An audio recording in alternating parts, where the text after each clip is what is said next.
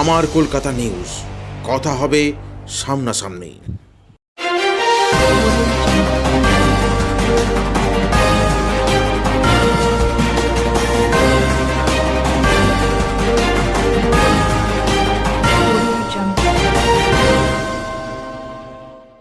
আজ রাজ্য বামফ্রন্ট নেতৃত্বের পক্ষ থেকে হুগলি লোকসভা কেন্দ্রে সিপিআইএম প্রার্থী হয়েছে মনোদীপ ঘোষ।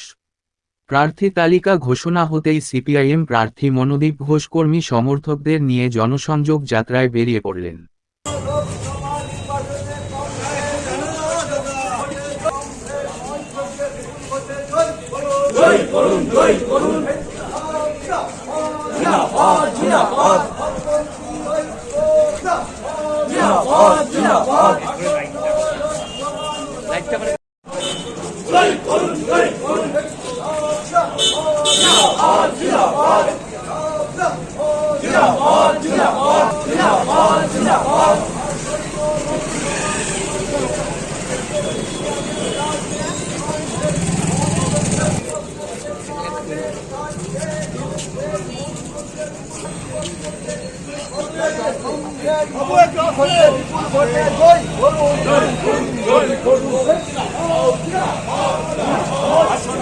লোকসভা নির্বাচনে হুগলি লোকসভা কেন্দ্রে